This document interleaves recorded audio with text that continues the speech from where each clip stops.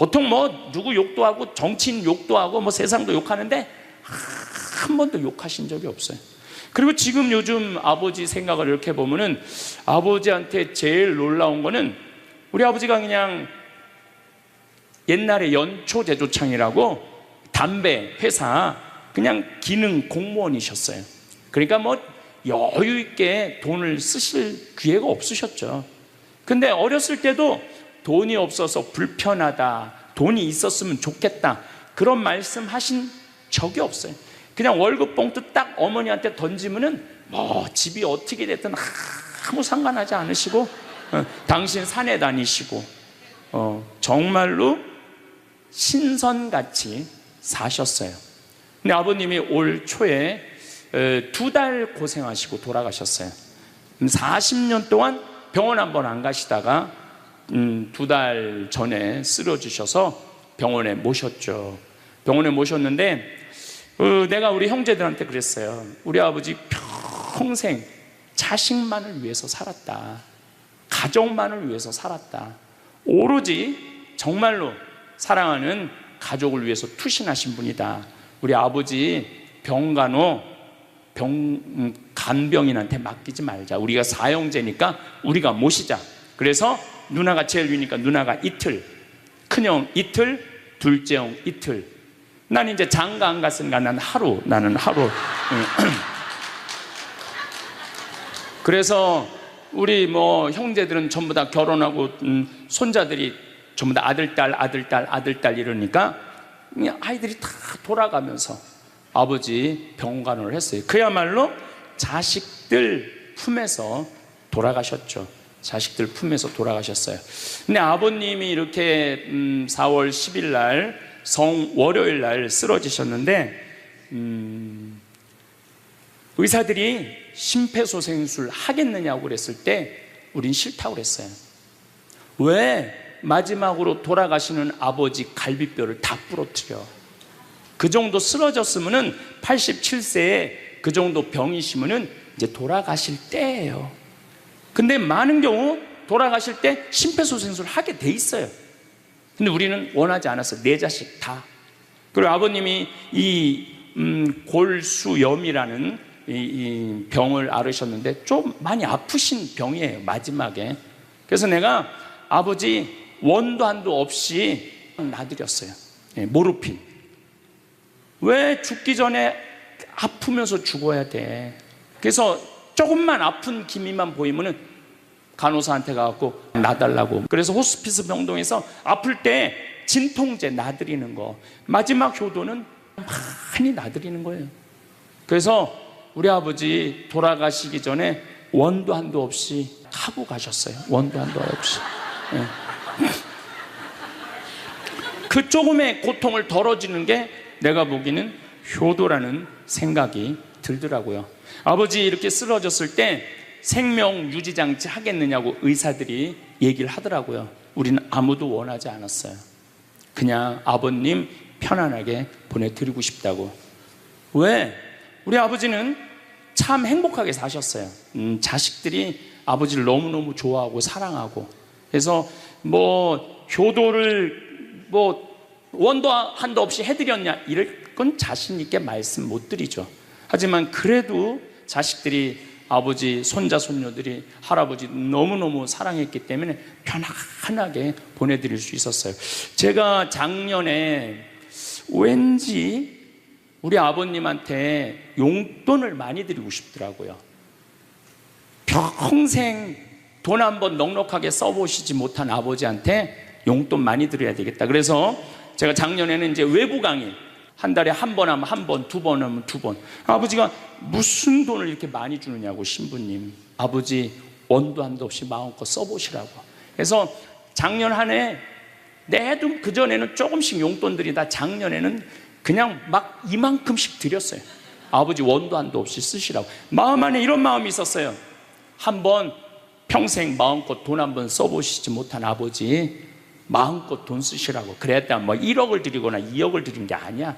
100만 원, 200만 원, 한 달에 300만 원 용돈 드린 거죠. 그러니까 아버님이 노인정에 그 노인 어르신들 밥 다 사고, 또 우리 자녀들이 그 23명인데 아버지한테 식사하러 가면은 아버지가 밥값을 다 냈대. 우리 누나가 항상 하는 얘기가 아버지 지갑에 항상 100만 원이 있었대요. 그래서 얼마나 기분이 좋아. 아버지 돌아가셨을 때 노인정에서 그랬대요. 물주 세상 떠나서 어떻게 하느냐고 그랬대. 물주 세상 떠나서 어떻게 했느냐고.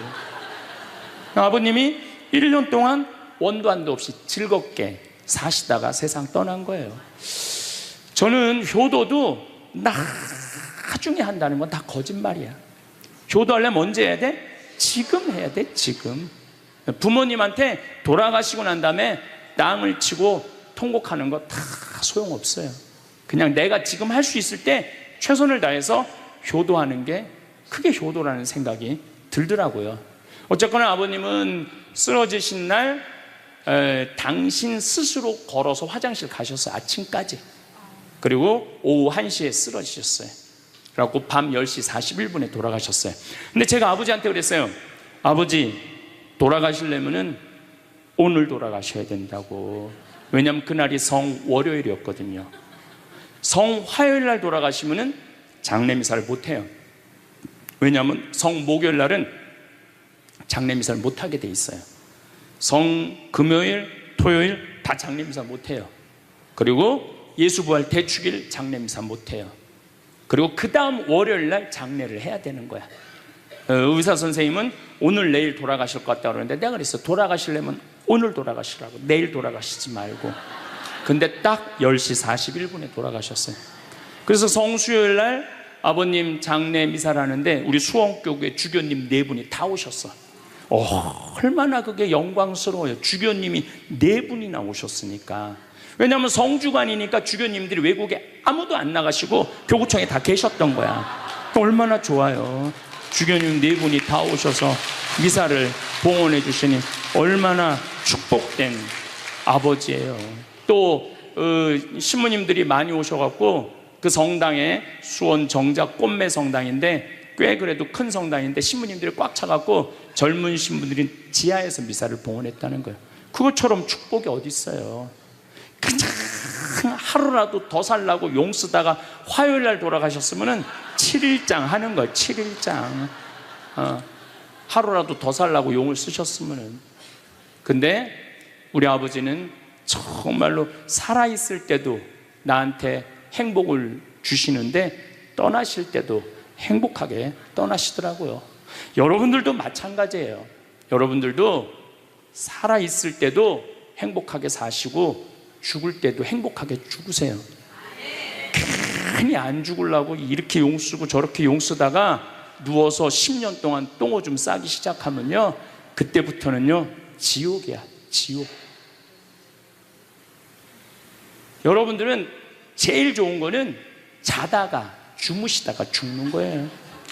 그런데 갑자기 돌아가시면 자식들이 너무 힘들으니까 그저 3개월 정도 앓으시다가 돌아가시면은 자식이 이별할 시간을 주는 거예요.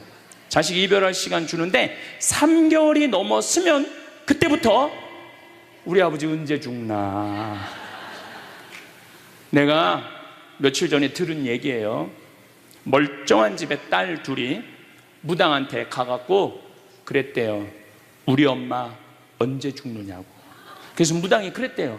엄마가 지금 아프냐고.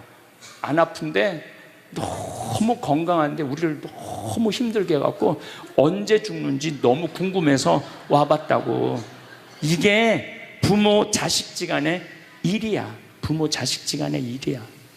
그러니까 여러분들은 이제 자식한테 뭘 기대서 산다는 생각 꿈도 꾸지 말고, 죽을 때도 자식한테 효도받는다는 생각하지 말고 여러분들이 알아서 미리 써놓으세요.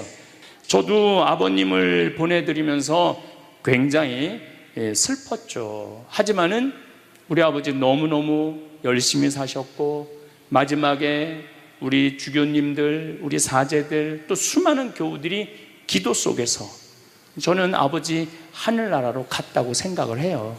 또 아버지는 살아생전에 고향이 경상도 함양인데 어머니가 이미 가묘를 다 해놨어, 고향에다가.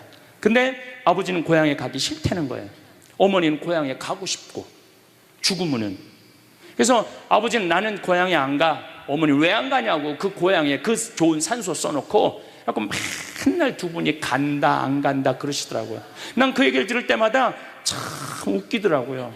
왜 웃기냐면은 갔다가 모셔다가 묻는 건 우린데 본인이 간다고 가고 안 간다고 안 가. 우리가 모시는 대로 가는 거지. 근데 작년에 아버님이 굉장히 건강하셨어요. 올해 쓰러지시기 전에. 근데 아버님 말씀이 제 귀를 울리더라고요. 그래서 우리 천주교 수원교구 안성 천주교 공원묘원에 갔어요. 가갖고 우리 후배 신부님한테 제일 좋은 자리를 좀 봐줘라. 딱 갔는데 정말로 산소 자리가 좋더라고요. 그냥 양지 바른데 앞에 우리 아버지가 참 파란 걸 좋아하셨는데 그 아버님 내가 산소 자리 본데 앞에 파란 골프장이 쫙 보여. 얼마나 좋은지. 그래갖고 아무도 몰래, 우리 가족 아무도 몰래 내가 예약을 해놨어요. 그리고 아버님 돌아가셨을 때 안성 천주교 공원묘 모셨죠. 아버님이 왜 고향에 가기 싫어하셨느냐면은 우리 큰할아버지, 둘째 할아버지가, 셋째 할아버지까지 있었는데 큰할아버지가 딸만 6을 낳았어요. 둘째 할아버지는 아들을 3을 낳았는데 둘째 할아버지 첫째 아들이 우리 아버지야. 근데 1930년, 우리 아버지가 30년생이시니까 87세니까 그때는요 장손집에 아들이 없으면 8살 이전에 큰아버지 집에 가서 양자로 자라야 돼. 아버지는 그랬던 거예요. 그래서 친어머니 아버지 밑에서 못 자라셨어. 그래 고향이 싫은 거야. 그래서 난 고향에 안 간다고. 근데 제 생각에는 그 아버님의 마음을 헤아려 주는 게 난 예의라는 생각이 들더라고요.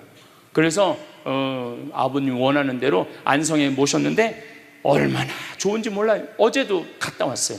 그냥 오며 가며 가는 길에, 강의 가는 길에 한번 가서 뵙고, 우리 아버님 마지막까지 담배를 피셨어요.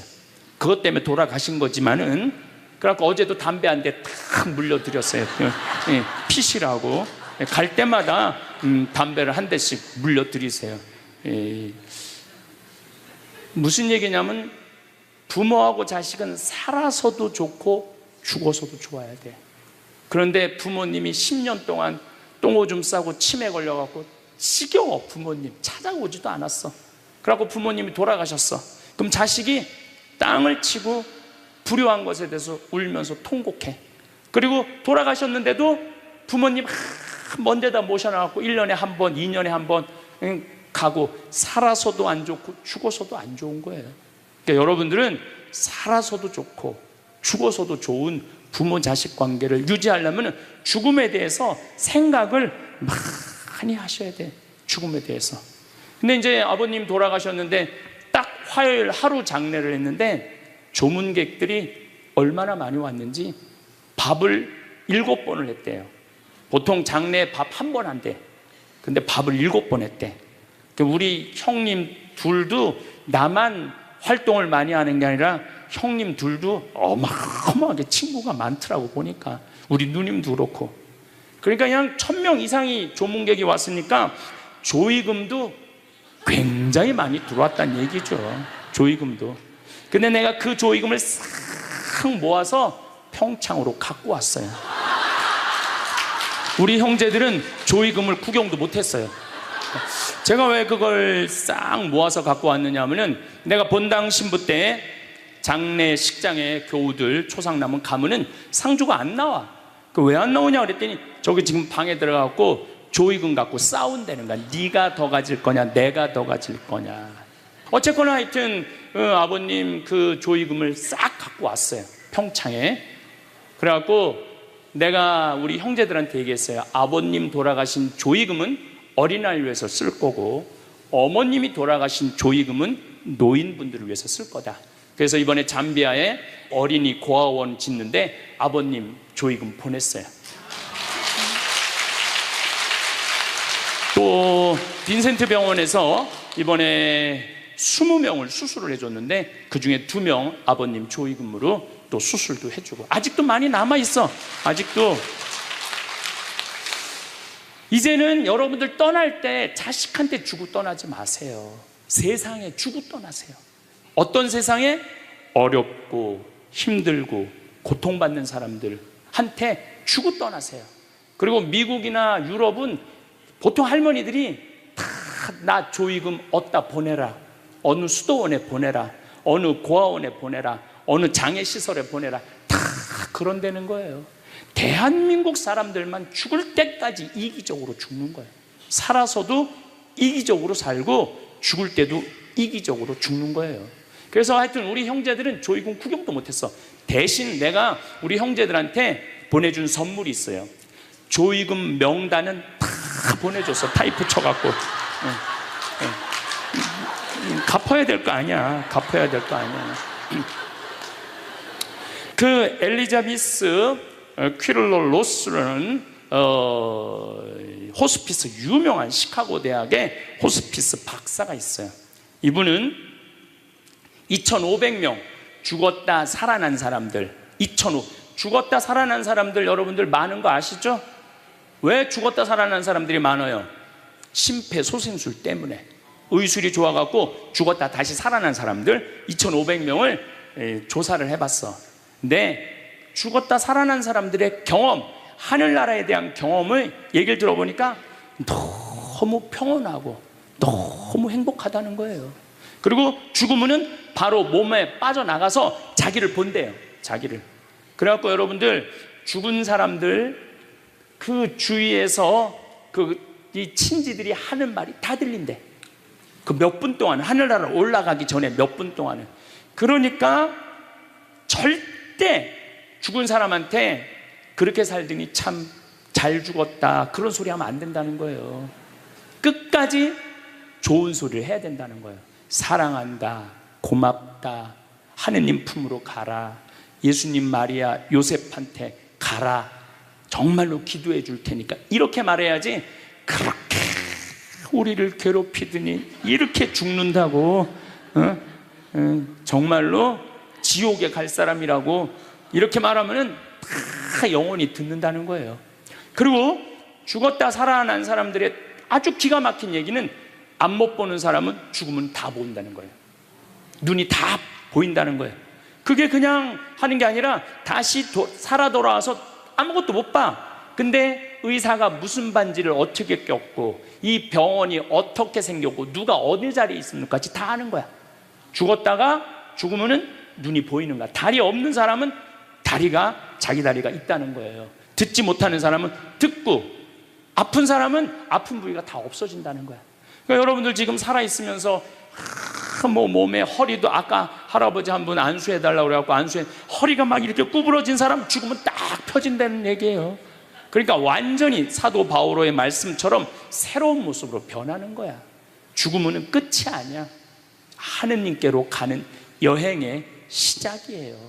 그러니까 죽는 거를 막 그냥 밀어내시지 마세요. 한 70년, 80년 살았으면 살 만큼 살지 않았어? 그렇죠? 뭐하러 200년을 살아? 뭐하러 300년을 살아? 또 200년, 300년 사는 것도 좋아요. 그런데 정말로 감동 속에서, 행복 속에서, 사랑 속에서 200년, 300년을 살면 좋지. 근데 여러분들 한 200살 되면 여러분들하고 놀아줄 사람이 몇 명이나 될 것 같아? 200살 단 사람하고. 그 외로움 속에서 사는 거예요. 그래서 자연의 순리를 따르고 사는 게 가장 좋은 거예요. 자연의 순리를. 그래서 사는 만큼 살다가 떠날 때 이제 누구한테 간다고 생각하면 돼? 하느님 아버지한테로 간다고 생각하면 돼. 그래서 죽는 게 결코 나쁜 게 아니에요. 되게 죽은 사람들의 경험을 들어보면은, 내가 이 퀴블러 로스라는 이분 책을 요즘 계속 읽고 있는데, 기가 막힌 거는 딸이 죽었어. 근데 다시 살아났어. 근데 이 딸이 아빠 엄마한테 얘기하는 거, 엄마 아빠 내가 죽었는데 오빠가 나를 너무 행복하게 기다리고 있어. 그래서 그 오빠랑 놀았는데 너무너무 행복했어. 근데 이 엄마 아빠는 너무너무 놀란 거예요. 왜 놀랐느냐 하면은, 이 아이가 태어나기 전에 오빠가 죽어갖고 단 한 번도 오빠 얘기를 한 적이 없거든. 근데 죽어서 그 오빠가 기다리고 있는 거예요. 그러니까 이 기가 막힌 노릇 아니에요. 또 이런 경우도 있었다고 그래요. 어떤 경우가 있었느냐면은 교통사고가 났어. 여동생, 오빠, 아빠가 했는데 오빠하고 아빠는 죽은 거야. 이 여동생은 다 기절한 상태에서 죽었는지 안 죽었는지 확인할 길이 없잖아요. 근데 다시 죽었다고 생각하고 병원에 가서 살아났어. 근데 이 여동생이 엄마 너무 슬퍼하지 마. 하늘나라에서 오빠하고 아빠가 날 기다리고 있어. 너무 행복해. 근데 얘는 오빠하고 아빠가 죽었는지 모르는 상태, 혼수 상태인데 그걸 아는 거예요. 근데 여기 특징 중에 하나는 죽어서는 살아있는 사람은 절대 못 본대요. 죽은 사람만 본다는 거예요. 죽은 사람만 하늘나라 가서 본다는 거예요. 그래서 여러분들도 세상 떠나면은 하느님 기다리고 있고 너무 행복한 나라로 가는 거예요. 그러니까 죽음은 그 번데기가 이 알을 까고 자기 껍데기를 까고 나비가 되는 것처럼 지금보다도 훨씬 아름다운 세상으로 가는 게 죽음이에요. 이제 21세기는 안 죽는다고 100살을 사니 200살을 사느니 좋은 게 아니에요.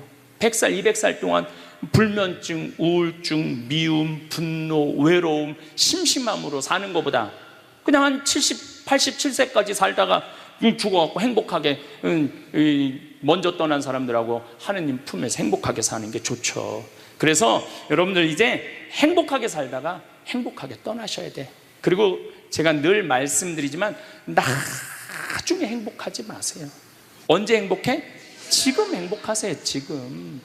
나중에 돈 쓰지 말고 언제 써? 지금 쓰세요. 지금. 그리고 여기 있는 분들 지금 얼굴을 보니까 돈 쓸 수 있는 마지막 얼굴들이 많다니까. 마지막 얼굴들이 많아. 그리고 우리나라는 이제 드디어 3만 달러를 넘어서요. 선진국 대열에 들어서요. 선진국에 들었으면은 어르신들, 노인분들 연금 지금 20만 원에서 60만 원, 70만 원으로 다 올라가요. 그러니까 돈 없는 거 걱정하지 마세요. 여러분들이 엉뚱한 사기에만 안 당하면은 먹고 사는데 아무 지장 없어. 욕심만 안 부리면은 충분히 행복하게 살 수 있어. 그리고 이렇게 강의 따라다니면서 배우는 여러분들, 진리를 목말라 하는 여러분들은 앞으로 행복하게 사실 수 있으세요. 예.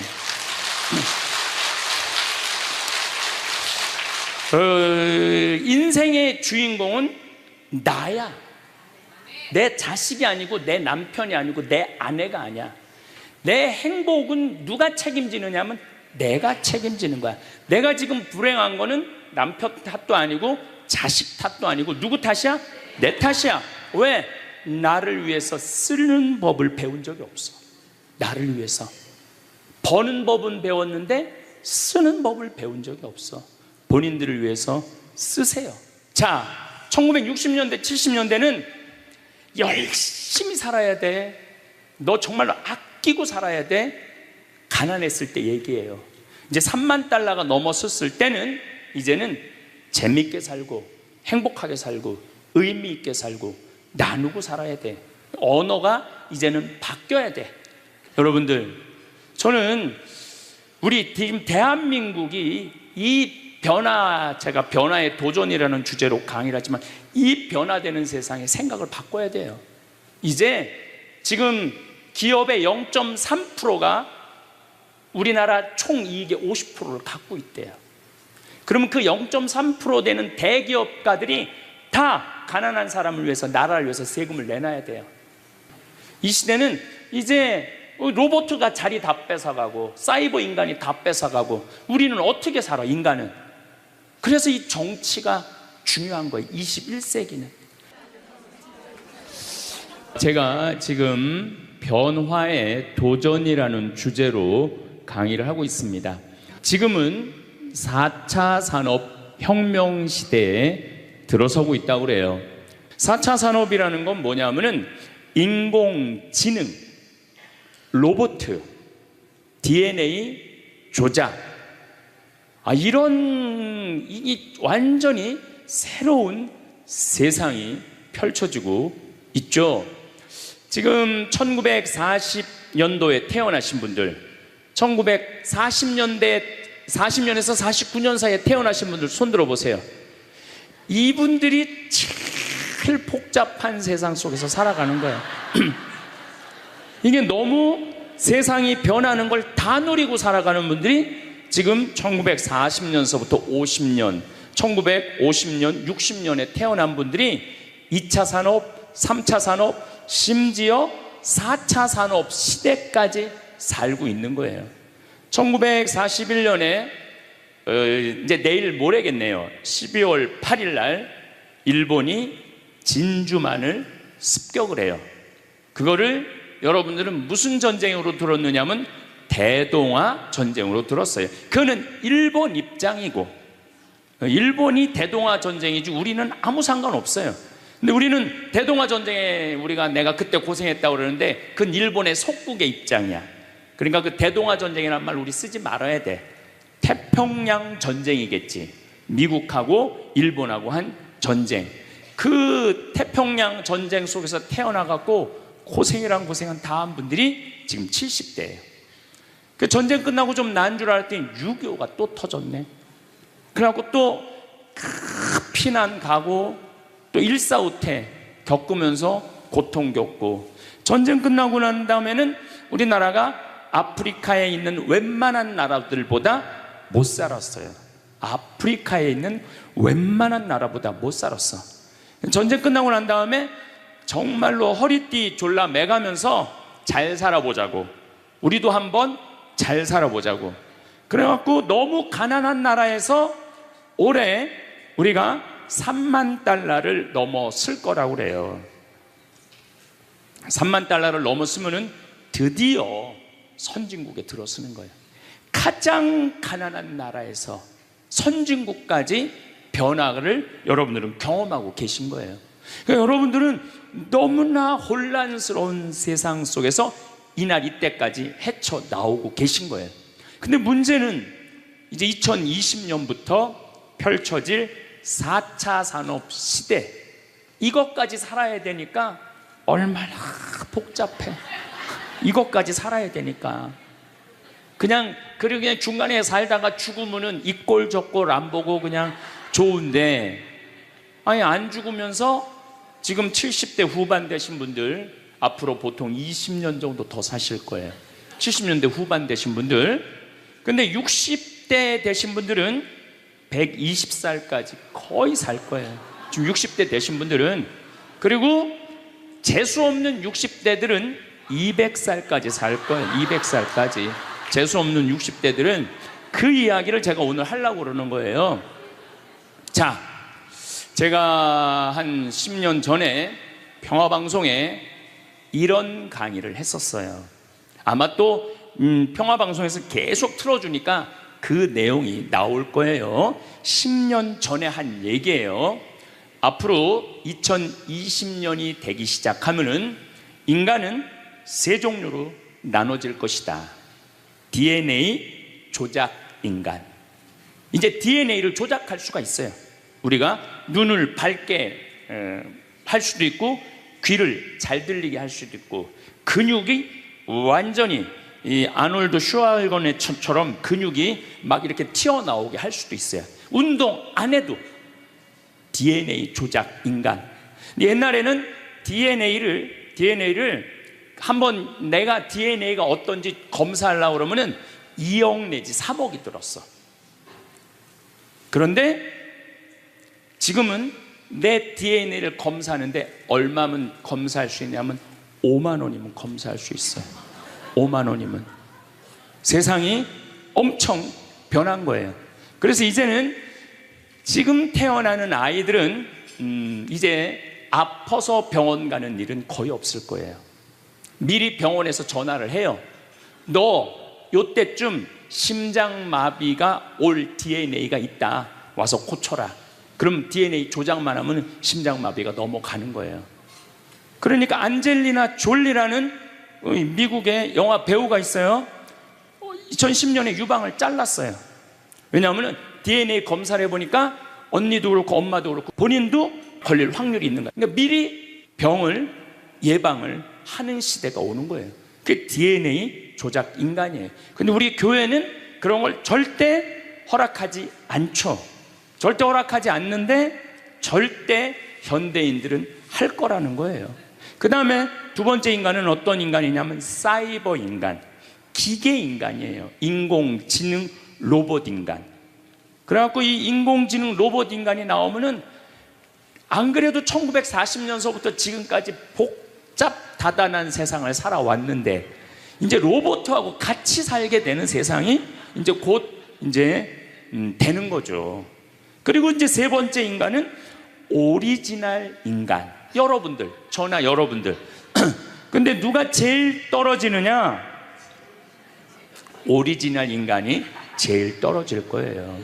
그래서 앞으로는 이제 어떤 세상이 제일 걱정되는 게 뭐냐면은 로봇가 공장에서 일하는 거예요. 로봇가 공장에서 일을 하게 되면은 많은 노동자들은 일자리를 잃어버려요. 현재 몇 명 정도 일자리를 잃어버릴 걸로 예상을 하느냐면 8억 명 정도가 일자리를 잃어버린대. 8억 명. 그러니까 노동자의 4명 중에 1명은 일자리를 잃어버리는 거. 이거 보통 심각한 문제가 아니에요. 그래서 이제 웬만한 사람들은 공장에서 일할 수가 없어. 누가 다 일을 해? 로봇가 다 하니까. 그리고 요즘 그 조그만 회사 사장들 말을 들어보면은 요즘 뭐 노동자들 옛날에는 죽으라고 일했는데 아침에 잠깐 나가서 커피 마신다고 와서 커피 한 잔 마시고 또 잠깐 나가서 좀 일하는 척하고 들어와서 밥 먹는다고 그러고 또 조금 나가서 뭐 그러니까 돈 주고 일을 시킬 수가 없다는 거예요. 그러니까 만약에 로봇가 일을 하면은 사람을 시키겠느냐? 로봇을 시키겠느냐? 당연히 로봇을 시키는 거죠. 그러니까 점점 사람이 일자리를 빼앗길 것이라는 거예요. 로봇을 쓰는 사장들은 돈을 어마어마하게 벌고 그런 자본이라든지 그런 능력이 없는 사람들은 무지무지하게 가난하게 사는 거예요. 이제 앞으로 여러분들이 5년 후, 10년 후에 볼 세상이 그렇다는 거예요.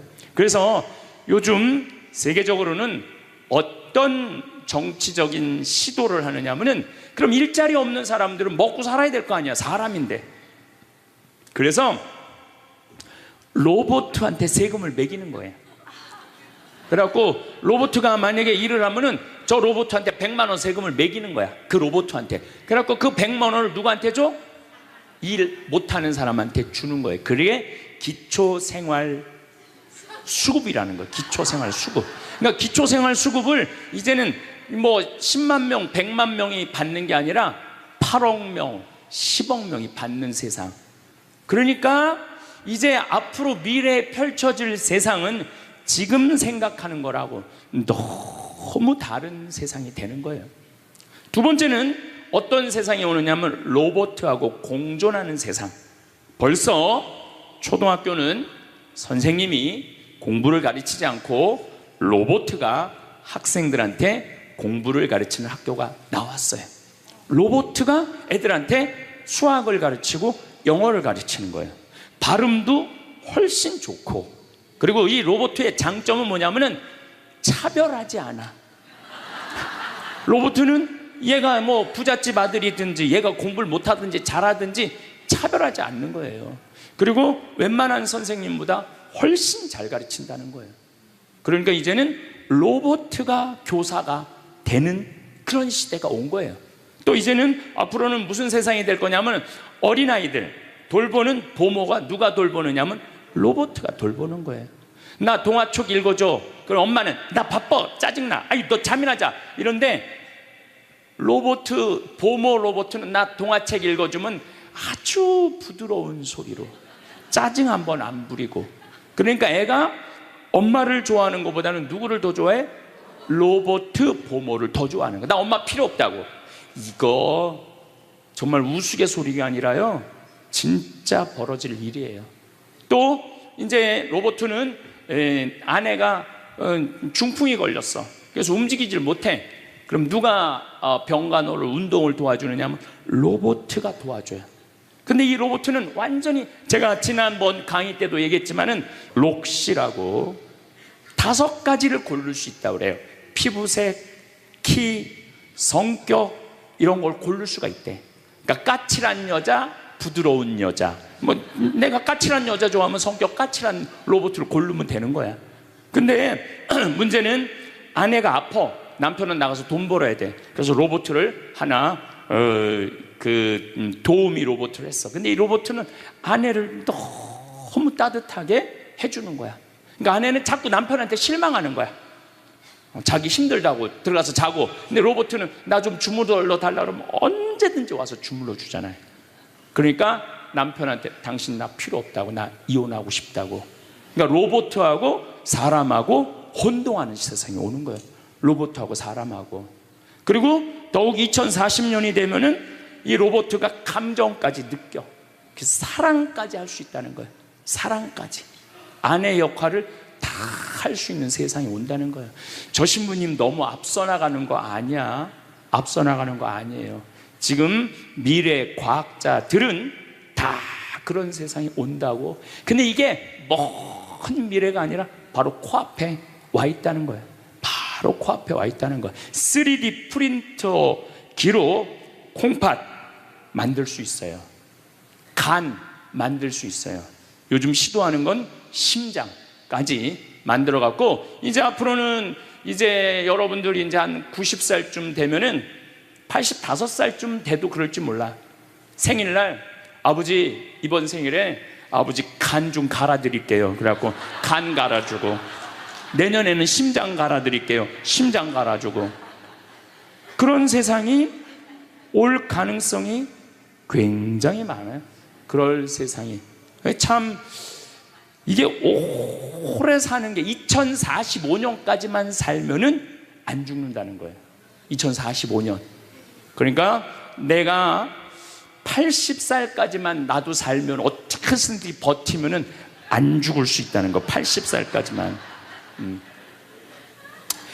앞으로 펼쳐질 세상에 가장 걱정스러운 게 뭐냐면은 수명 연장이에요. 수명 연장. 여기 계신 분들 중에 아까도 말씀드렸지만은 100살, 120살, 정말로 재수 없으면은 200살까지 살 수 있는 분들이 많습니다. 실질적으로 많아요. 근데 여러분들 오래 사는 거 좋을까요? 내가 많은 분들이 오래 살길 원해요. 안 죽는 걸 원해요. 근데 내가 만약에 앞으로 뭐 길게 안 보고 딱 120살까지 산다고 보면 내가 앞으로 67년 정도 더 살면은 120살 되거든요. 67년. 근데 내가 앞으로 67년 동안 사는 동안 불면증이 있어. 매일 밤마다 잠이 안 와. 67년 동안. 그 여러분들 좋을 것 같아요? 내가 정말로 마음 안에 미움이 너무너무 꽉 차 있어. 67년 동안 계속 미움 속에서 살아. 분노가 꽉 있어. 67년 동안 분노 속에서 항상 좌절감을 맛보고 있어. 우울하고 있어. 내가 우울해. 또 좋으래. 어떨 땐 좋을 땐 너무 좋고 싫을 땐 너무 싫고, 그렇게 막 업 앤 다운, 업 앤 다운 그러면서 앞으로 50년, 60년 사는 거 좋아요? 그렇게 성숙함이 없이 살 거면 그냥 지금 죽는 게 나아. 지금 죽는 게 나아요. 내가 앞으로 60년 동안 살면서 매일매일 감동하고 매일매일 행복하고 매일매일 감사하고 매일매일 사랑한다면은 앞으로 60년 사는 거 괜찮겠죠. 근데 60년 내내 잠도 못 자고 미움 속에서, 자식들 원망 속에서, 외로움 속에서, 배신 속에서, 불행 속에서 오래 사는 거 좋아요? 적당한 나이에 죽는 거 내가 보기엔 그 축복이에요. 그래서 여러분들은 이제 나는 이 복잡한 세상 속에서 사는 것도 중요하지만 어떻게 죽을 거냐, 이 시나리오를 잘 준비해야 돼요. 난 어떻게 죽을 거냐. 나는 생일날 애가 심장 갈아준다면 나 그거 필요 없다. 내 생일 선물로 그 심장 필요 없다. 그냥 나는 하느님이 주신 생명, 그 수명 그대로 살다가 그냥 행복하게 떠날 거다. 그런 마음이 중요해요. 근데 우리가 성숙하지 못하면은 그냥 무조건 안 죽으려고만 용을 쓰는 거예요. 또 하늘나라에 대한 희망이 없는 사람들이 안 죽으려고 그러는 거예요. 아니 지금 있는 것보다 하늘나라 올라가면 훨씬 행복하면은 안 죽을 이유가 뭐 있어? 그냥 죽으면 되지. 그냥 사는 날까지 즐겁게 살다가 죽는 날 즐겁게 죽으면 되는 거예요. 이 훈련이 꼭 필요해요. 여러분들 이게 뭐 요즘 알고리즘 그러는데 그건 다 제쳐두고 내가 인생의 설계가 필요해. 나는 몇 살까지 살다가 더 이상 치료받지 않고 암이 걸리면은 안 갈고, 그냥 안 갈고, 간 안 갈고, 신장 안 갈고, 췌장 안 갈고 그냥 하느님 품으로 간다는 생각이 아주 중요하다는 거예요. 많은 사람들이 오래 사는 것을 바랍니다. 건강하게, 활기차게, 가능한 한 긴 시간을 누리고 싶어 합니다. 그것은 지극히 자연스러운 바람입니다. 하지만 정작 중요한 질문은 따로 있습니다. 얼마나 오래 사느냐가 아니라 어떻게 사느냐입니다. 아침에 눈을 뜨고 하루를 보내고 밤이 되어 잠자리에 듭니다. 그 반복되는 일상 속에서 우리는 진짜 살아있는 걸까요? 아니면 그저 시간이 지나가는 것을 지켜보고만 있는 걸까요? 삶의 길이가 중요한 게 아니라 삶의 방향과 질이 중요하다는 말 많이 들어보셨을 겁니다. 하지만 막상 일상으로 돌아오면 우리는 다시 습관적인 패턴 속으로 빠져듭니다. 불편한 관계를 그대로 유지하고 하기 싫은 일에 에너지를 쏟고 자신에게 필요한 것은 미루면서 말입니다. 그러다 문득 거울을 보거나 조용한 밤에 혼자 있을 때 이런 생각이 듭니다. 나는 지금 잘 살고 있는 걸까? 이대로 괜찮은 걸까? 오래 산다고 해서 행복한 것은 아닙니다. 시간은 중립적입니다. 시간 자체는 우리에게 기쁨도 슬픔도 주지 않습니다. 중요한 것은 그 시간을 무엇으로 채우느냐입니다.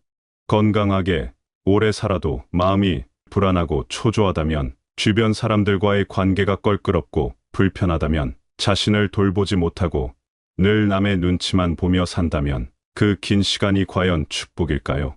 오히려 고통스러운 짐이 될 수도 있습니다. 많은 사람들이 삶의 방향을 잃은 채 살아갑니다. 특별히 잘못된 일을 하는 것도 아니고 누군가에게 해를 끼치는 것도 아닙니다. 그저 하루하루를 무난하게 평범하게 살아갑니다. 하지만 그 속에서 무언가 중요한 것이 사라지고 있음을 느낍니다. 관계는 있지만 진심이 통하는 대화는 없고, 바쁘게 움직이지만 의미 있는 시간은 없고, 살아는 있지만 살아있다는 느낌이 없습니다. 이런 상태가 오래 지속되면 사람은 서서히 지쳐갑니다.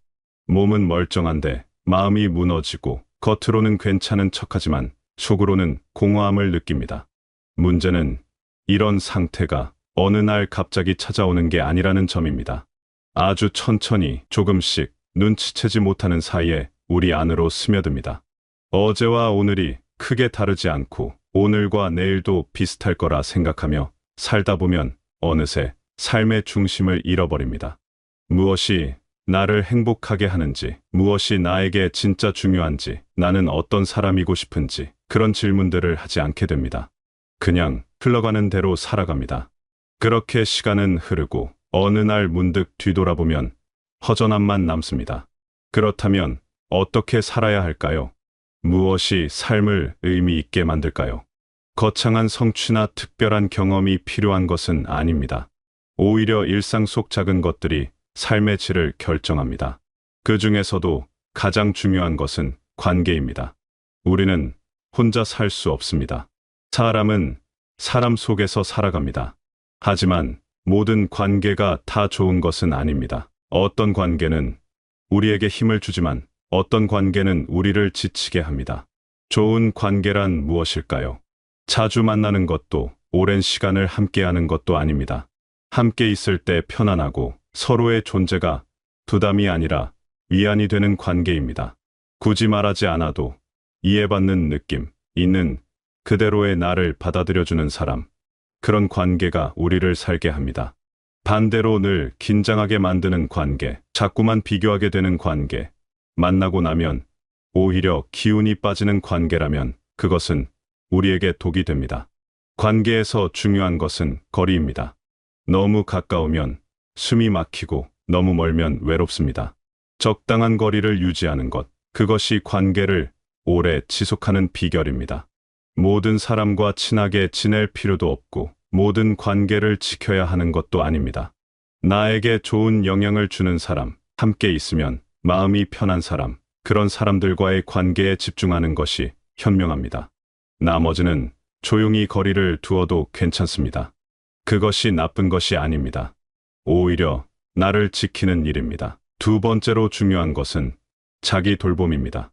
이 말이 낯설게 느껴질 수도 있습니다. 하지만 생각해보면 우리는 스스로를 너무 소홀히 대합니다. 몸이 보내는 신호를 무시하고 마음의 소리를 외면하고 진짜 하고 싶은 일을 계속 미룹니다. 다른 사람을 위해서는 시간과 에너지를 쓰면서 정작 자신을 위해서는 아무것도 하지 않습니다. 자기 돌봄이란 특별한 것이 아닙니다. 내 몸이 무엇을 원하는지 들어주는 것입니다. 피곤하면 쉬고, 배고프면 먹고, 아프면 쉬는 것입니다. 너무 당연한 것 같지만 실제로는 잘 지켜지지 않습니다. 피곤해도 억지로 버티고 몸이 보내는 경고 신호를 무시하고 쉬어야 할 때 쉬지 못합니다. 그러다 결국 크게 아프고 나서야 후회합니다. 마음을 돌보는 것도 마찬가지입니다. 마음에도 영양이 필요합니다. 좋아하는 일을 하고 즐거운 시간을 보내고 의미 있는 활동에 참여하는 것, 그것이 마음의 영양입니다. 하지만 많은 사람들이 이런 시간을 사치라고 생각합니다. 해야 할 일을 다 하고 나서 남는 시간이 있으면 하는 것이라고 생각합니다. 하지만 그런 시간은 절대 오지 않습니다. 의도적으로 만들지 않으면 영원히 생기지 않습니다. 무언가를 즐기는 것, 좋아하는 것을 하는 것은 선택이 아니라 필수입니다. 그것이 삶을 지탱하는 힘입니다. 산책을 하든, 음악을 듣든, 그림을 그리든, 무엇이든 좋습니다. 내가 그것을 하는 동안 시간이 어떻게 가는지 모르고 마음이 편안해지고 나 자신으로 돌아오는 느낌이 드는 것. 그런 활동이 우리에게는 필요합니다. 세 번째는 감정 관리입니다. 살다 보면 여러 가지 감정이 일어납니다. 기쁨, 슬픔, 화, 불안, 두려움. 이 모든 감정은 자연스러운 것입니다. 문제는 그 감정에 어떻게 반응하느냐입니다. 감정이 일어나는 것 자체를 막을 수는 없습니다. 하지만 그 감정에 휩쓸리지 않고 조금 거리를 두고 바라볼 수는 있습니다. 특히 부정적인 감정을 다루는 법을 배우는 것이 중요합니다. 누군가에게 떠날 때 억울한 You talk like I'm just passing through, like I'm not staring back at you. Laugh it off, I play it cool, but every word cuts deeper than you knew. You leaning close, say something small, I memorize it every call. You walk away, I take the fall, like I was never there at all. I stay quiet, bite my tongue, every almost left undone. If I said what I've been hiding, would it change what we've become? You never knew I held my breath every time you said my name. You talk like I'm just passing through, like I'm not staring back at you. Laugh it off, I play it cool, but every word cuts deeper than you knew. You leaning close, say something small, I memorize it every call. You walk away, I take the fall, like I was never there at all. I stay quiet, bite my tongue, every almost left undone. If I said what I've been hiding, would it change what we've become? You never knew I held my breath every time you said my name. You talk like I'm just passing through, like I'm not staring back at you. Laugh it off, I play it cool, but every word cuts deeper than you knew. You leaning close, say something small, I memorize it every recall. You walk away, I take a fall, like I was never there at all. I stay quiet, bite my tongue, every almost left undone. If I said what I've been hiding, would it change what we've become? You never knew I held my breath every time you said my name. 일을 당했을 때, 섭섭함을 느낄 때, 우리는 그 감정을 어떻게 다루나요? 꾹꾹 눌러 참거나 폭발시키거나 둘 중 하나인 경우가 많습니다. 하지만 둘 다 좋은 방법은 아닙니다. 참기만 하면 마음에 응어리가 생기고 폭발시키면 관계가 망가집니다. 더 좋은 방법은 감정을 있는 그대로 인정하는 것입니다. 지금 내가 화가 났구나, 섭섭하구나, 불안하구나 하고 알아차리는 것입니다. 그리고 그 감정이 왜 일어났는지 들여다보는 것입니다. 대부분의 경우 우리가 화를 내는 것은 상대방 때문이 아니라 우리 안의 상처 때문입니다. 누군가의 말이나 행동이 우리의 오래된 상처를 건드렸기 때문입니다. 미움과 집착도 마찬가지입니다. 누군가를 미워하거나 무언가에 집착하는 것은 우리 자신을 아프게 합니다. 상대방은 아무렇지도 않은데 우리만 계속 괴로워합니다. 그런 감정을 내려놓는 것이 우리를 자유롭게 합니다.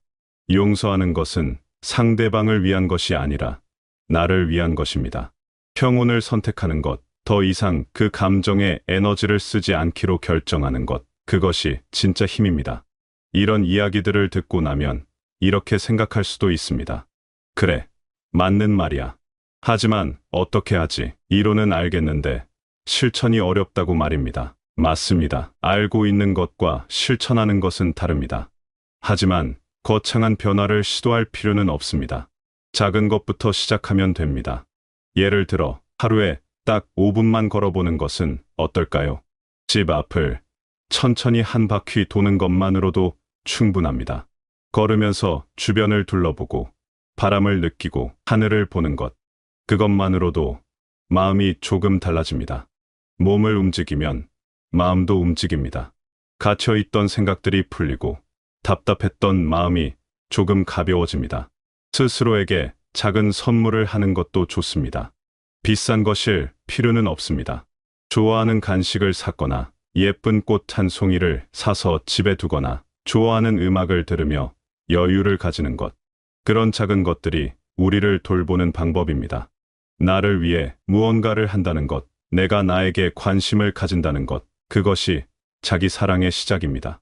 관계에서도 작은 변화를 시도할 수 있습니다. 만날 때마다 피곤한 사람이 있다면 조금 거리를 두어보는 것입니다. 무리해서 만날 필요 없습니다. 연락이 왔을 때 곧바로 답하지 않아도 괜찮습니다. 내가 준비되었을 때, 마음이 편할 때 만나면 됩니다. 그것이 이기적인 것이 아닙니다. 자기 보호입니다. 하루에 한 번 감사한 일을 떠올려 보는 것도 좋은 습관입니다. 거창한 것이 아니어도 됩니다. 오늘 날씨가 좋았다. 맛있는 식사를 했다. 편안하게 잠들 수 있는 집이 있다. 그런 작은 것들에 감사하는 마음을 가지는 것입니다. 감사는 우리의 시선을 바꿉니다. 없는 것에서 있는 것으로, 부족한 것에서 충분한 것으로 초점을 옮깁니다. 그러면 삶이 조금 다르게 보입니다. 미뤄두었던 일을 하나씩 해보는 것도 좋습니다. 정리하고 싶었던 서랍을 정리하거나 고치고 싶었던 것을 고치거나 하고 싶었지만 이룬 일을 하나 실행해보는 것입니다. 작은 일이라도 완료하면 성취감이 생깁니다. 그리고 그 성취감이 다음 행동으로 이어집니다. 하나씩 하다 보면 어느새 많은 것이 달라져 있습니다. 명상이나 조용한 시간을 가지는 것도 도움이 됩니다. 5분만이라도 편안하게 앉아서 호흡을 느끼고 생각을 가라앉히고 그냥 존재하는 것. 아무것도 하지 않는 시간, 그냥 있는 시간, 그런 시간이 우리에게는 필요합니다. 늘 무언가를 하고 생각하고 걱정하는데 익숙한 우리에게 멈추는 것을 배우는 시간입니다. 이런 작은 실천들이 모여서 삶이 바뀝니다. 하루아침에 모든 것이 달라지지는 않습니다. 하지만 조금씩 천천히 변화가 일어납니다. 어느 날 문득 깨닫게 됩니다. 예전보다 마음이 편해졌다고, 작은 것에 감사하게 되었다고, 관계가 가벼워졌다고, 나 자신이 좋아졌다고 말입니다. 중요한 것은 시작하는 것입니다. 완벽하게 하려고 하지 않아도 됩니다. 조금씩 할 수 있는 만큼만 하면 됩니다. 실패해도 괜찮습니다. 다시 시작하면 됩니다. 중요한 것은 방향입니다. 내가 어디로 가고 있는지, 무엇을 향해 가고 있는지, 그것을 아는 것입니다. 얼마나 오래 살지는 아무도 모릅니다. 내일 무슨 일이 일어날지도 모릅니다. 돈 많이 드는 것도 아니에요. 사실은 이렇게 계산을 해보면은 여러분들이 마지막에 병원에 들어가서 쓰는 돈이 여러분들이 평생 쓰는 병원비의 70%를 마지막에 쓴대요. 70%를. 그러니까 누워서 이제 마지막에 병원 들어가고 산소호흡기 끼고 뭐 이런 거 저런 거 수술하고 그럴 필요 하나도 없어요. 그 70%쓸 돈을 미리 사 먹어. 그냥 미리 사 먹어. 어차피 나중에 쓸 거니까 미리 땡겨서 사 먹어. 그리고 이제 먹을 것도 없고 돌아다닐 것도 없으면 그냥 죽으면 돼. 예. 예. 나중 거 생각해갖고 맛있는 것도 안 사 먹고 건강한 음식도 안 사 먹고 그러고 있다가 병원에 입원해갖고 요즘은 의사들이 그런 글들을 많이 써요. 자기네들도 굉장히 회의를 많이 느낀다고. 어떤 회의를 많이 느끼냐면은 90살에 수술하고 이런 거 저런 거 조치하면 의미가 없거든. 그런데 그때 돈을 다 번대 병원들이. 그때 그냥 해보는 거 다 해보는 거야. 그리고 내중 효도도 안 하던 자식들이 엄마 90살 돼갖고 마지막에 할 때 그 있는 돈 없는데 그 전에 갖다 주지. 어차피 자식이니까 해야 될 거 아니에요. 부모님 돌아가시면은 그거 못하면 자기네들 죽을 때까지 불효한다고 생각을 하고, 그리고 그때 돈을 막 2천만 원, 3천만 원, 보통 평균적으로 한 7천만 원 쓴대요 마지막에. 그러니까 그걸 미리 땡겨서 엄마 맛있는 것도 사드리고 엄마 여행도 좀 모시고 가고 그래야 되는데 우리가 지금 거꾸로 하고 있는 거, 거꾸로. 그러니까 여러분들 정말 건강하게 살 수 있어요. 이게 사람이 회복력이 대단합니다. 우리 어머니가 7번 넘어지셨어요. 골반뼈도 부러지고 뭐 얼마 전에 또 넘어져서 30반을 꼬매고 92살이시거든요. 근데 어제 잠깐 시간 나서 찾아뵙는데 멀쩡해요. 아주 멀쩡해. 안 죽어. 한 번은 한 2달 전인가 혈압이 떨어져 갖고 뭐 40까지 거의 혼수 상태까지, 그래서 응급실 들어가고 난리를 쳤는데 제가 미국 갔다가 와서 그랬다 그래갖고 집에 잠깐 들렀는데 곧 돌아가실 것 같더라고요. 곧. 그게 마음이 막 이상하더라고요.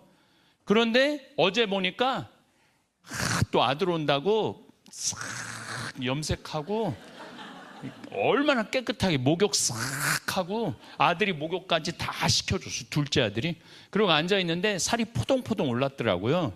그래서 어떻게 이렇게 좋아졌냐 그러니까 그때는 먹는 게 싫어갖고 귀찮아갖고 안 먹었는데 그렇게 한번 병원 갔다 오고 난 다음부터 밥을 한 그릇씩 먹는데 완전히 회복이 되셔갖고 제가 너무 좋아갖고 어머니 금요일 날 나하고 공원 산책까지 하니까 박수 치고 좋아하더라고요. 그러니까 죽기 전까지는 절대 안 죽어요. 예. 예. 그러니까 미리 죽지 말라고. 미리 죽지 말고 사는 날까지 즐겁고 움직일 수 있을 때까지 움직이고 운동할 수 있을 때까지 운동하다가, 그러니까 제가 늘 드리는 말씀이잖아요. 돌아다니다가 몸을 끌고라도 돌아다닐 때까지 돌아다녀. 그래서 죽을 때 어떻게 죽냐면 지쳐서 죽어. 그냥 너무 돌아다녀갖고 피곤해갖고 그냥 지쳐서 죽는 게 제일 좋은 거예요. 근데 딱 누워있어. 치매가 지금 몇 명이 걸렸느냐면 80만 명이 걸려 있어요. 네, 80만 명이. 그러니까 65세 이상 치매가 80만 명이야. 그러니까 8명 중에 1명이 치매 걸려 있는 거예요. 이 치매 걸리면은요, 암 걸려서 죽는 것보다 치매 걸려서 죽는 게 더 비참한 거예요. 이건 사는 것도 아니야. 자식인지 엄마인지 뭐 딸인지 손자인지 손녀인지도 모르고, 내가 아주 가까이 지내는 분이 지금 89살인데 치매 걸렸어요. 아들이 효자 중에 상효자예요. 그런데 10만 원을 딸이 용돈이라고 줬는데 그 10만 원을 없었나 봐. 그러니까 나이를 먹으면 돈을 어디다 놨는지 몰라요. 없으니까 아들이 훔쳐갔다고. 그렇게 아들 하면은 그냥 떠받들고 살다가 치매 딱 걸리니까 아들이 10만 원 뺏어갔다고. 일주일 내내 10만 원 내놓으라고. 내 돈 10만 원. 예, 네가 훔쳐갔다고. 하루는 집에서 아들 방에서 째려보고 있다가 내가 모를 줄 알아? 내가 다 알아. 네가 갖고 온 거 알아. 10만 원 내놔. 방에서 한 2시간 째려보고 있다가 근데 요즘은 또 8천 원을 또 아들이 훔쳐왔다고. 8천 원 내놓으라고 하다가 어떤 일이 벌어지냐면 요즘 너 집에서 나가라고. 너 내 돈 훔쳐가는 놈이니까. 근데 놀라운 거는 이 아들이 한 달에 그 엄마 89인데도 50만 원씩 용돈을 드리고 있어요. 그러니까 이게 개념이 없어진 거야. 50만 원씩 다달이 받고 아들이 밥 세끼 다 해주고 약 다 먹이고 다 씻겨주는데 당뇨 있으니까. 그런데도 요즘은 10만 원도 아니야. 8천 원 내놓으라고. 8천 원. 그러니까 해도 안 되니까 나가라고. 여기 내 집이라고. 그러면은 저렇게 먹이고 저러면은요 5년 7년 가요. 그럼 자식들은 5년 7년 지옥같이 사는 거야. 그러니까 치매 안 걸리려면 어떻게 해야 돼? 돌아다녀야 돼. 걸어야 되고 돌아다녀야 돼. 진짜 내가 여기 와서 청국장 팔려고 그러는 건 아닌데 청국장을 먹어야 돼. 청국장을 먹어야지 치매 안 걸려. 여러분들이 치매 걸리는 결정적인 이유는 뭐냐면 장이 병들면 치매가 걸려요. 잘 먹고 잘 자고 잘 싸면 치매 안 걸려요. 근데 이 장에서 부패한 것들이 되면은 이게 직접 바로 어디로 가냐면 뇌로 가요. 뇌로. 그러니까 잘 먹어야 돼. 잘 먹고 잘 싸고. 싸는 얘기가 나오니까 지금 휴게소에 갔는데 참 신기해. 내가 딱 화장실을 갔는데 이 사람이 뚜껑을 덮어놓고 갔어요. 내 전 사람이. 참 뚜껑 접어놓는 거 예의잖아요. 딱 하려고 그랬는데 똥을 싸고 안 내리고 그냥 간 거야. 정말 짜증나더라고요. 근데 얼마나 더러운지. 참 더럽더라고요. 그래서 이제 물을 내가 내렸어. 그래서 내가 거기 앉아서 이제 똥을 놓았어. 내가 이제 똥을 놓고 나왔는데 내 똥을 보니까 그렇게 이쁘게 나왔더라고. 그 사람이 신기해요. 남의 똥은 더러운데 내 똥은 안 더러워. 안 그래요? 여러분들 그런 경험 해본 적 없어요? 많죠? 남의 단점은 커 보이고 더러워 보이는데 나는 다 좋은 것 같아. 나는 잘못한 게 하나도 없는 것 같아. 근데 알고 보면 내 똥도 남이 보면 내 똥은 남이 보면은 참 예쁘게 쌌네 그럴 수도 있긴 있을 거예요. 청국장 드세요. 청국장 많이 돈 드는 것도 아니야. 청국장도 우리가 1kg에 3만 원이거든요. 저같이 매일 먹는 분은 한 20일 먹어요. 20일. 여러분들 영양제 5만 원, 10만 원짜리 해놓으면 먹지도 않아. 되게 이렇게 쌓여 있어. 나도 며칠 전에 나 선물한 거 싹 다 버렸어. 왜 싹 다 버렸느냐면은 유통기한을 보니까 2021년이야. 그러니까 그걸 다 싸놓고 있었던 거야. 싹 다 버렸어요. 그리고 늘 하지만은 요즘 청국장 가루는 매일 안 빼놓고 먹고 요즘 생청국장으로 밥 비벼 먹으니까 속도 편안하고 얼마나 좋은지 몰라요. 진짜 우리 청국장은 또 많이 팔려요. 그냥 많이 팔리는 게 아니고 10억, 20억 팔리는 게 아니고 100억, 200억 팔려 1년에. 그러니까 어마어마하게 많이 팔려요. 그래서 지금도 주문하면 일주일씩 밀려요. 미국은 보내달라고 난리인데 미국은 수출도 못해. 너무 많이 팔려.